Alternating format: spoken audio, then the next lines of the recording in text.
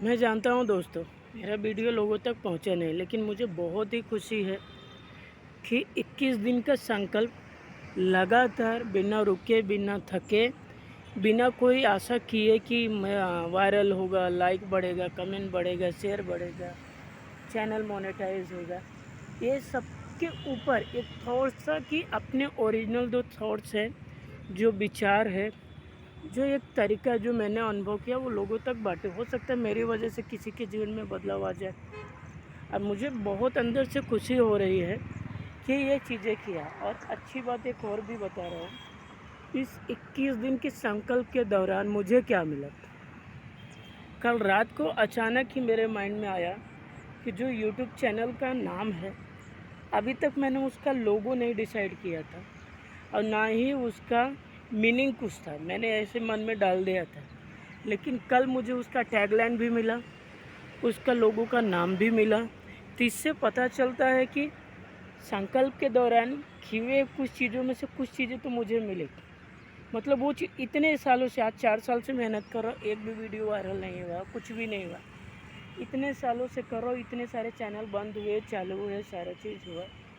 लेकिन अभी तक मैं समझ नहीं पा रहा था कि मेरा मकसद क्या है, मैं क्या क्यों कर रहा हूँ, सिर्फ पैसे के लिए कर रहा हूँ कि क्या मकसद।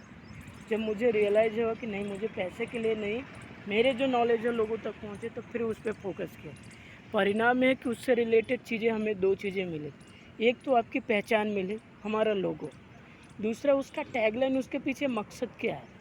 मेरा टैगलाइन है ह्यू प्यू, जो है चैनल का नाम है, तो उसका हमने टैगलाइन सेट किया है, human inspire universe, people inspire Holi universe. ये हमारा है, मतलब कि इतना बढ़िया सोच के साथ ये उद्देश्य है कि मज़ा आ गया मुझे देख के।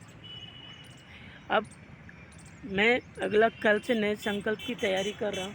आज तो खुशी का दिन है, मज़ा आ रहा है कि नहीं कुछ अच्छा चीज़ें किया। अब कल संकल्प में मैंने 2 चीज़ें डिसाइड किया है और दोनों मैंने नियति के ऊपर छोड़ा।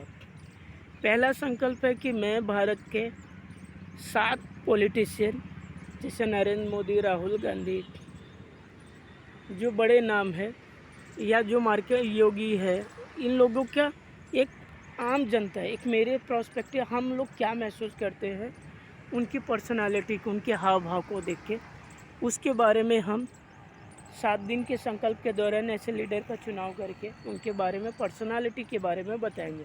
उसका स्वभाव, व्यक्तित्व क्या हमें महसूस होता है, ये सारा चीज़। इसी तरह 7 दिन हम अंतर्राष्ट्रीय नेताओं जैसे पुतिन है, ट्रंप है, उन लोगों के बारे में बात करेंगे। ये एक टॉपिक है पॉलिटिक्स का। दूसरा है कि पिछले कुछ सालों में भारत के सभी पड़ोसी देशों में तख्ता पलट या कुछ हुआ, जैसे श्रीलंका हुआ, बांग्लादेश हुआ, नेपाल हुआ, म्यांमार हुआ, पाकिस्तान में भी हो चुका है उथल पुथल।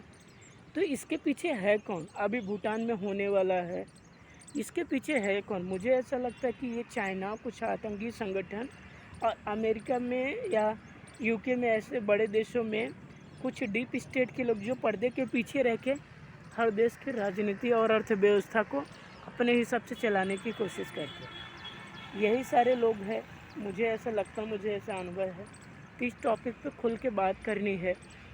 तो ये चीज़ें हैं। तीसरा टॉपिक है धर्म, हमारे जो सभी धर्म हैं उसमें क्या क्या है, सनातन धर्म कैसे रिलेट करता है, कौन से धर्म में क्या कुरीतियाँ है, उस पर बात करना है।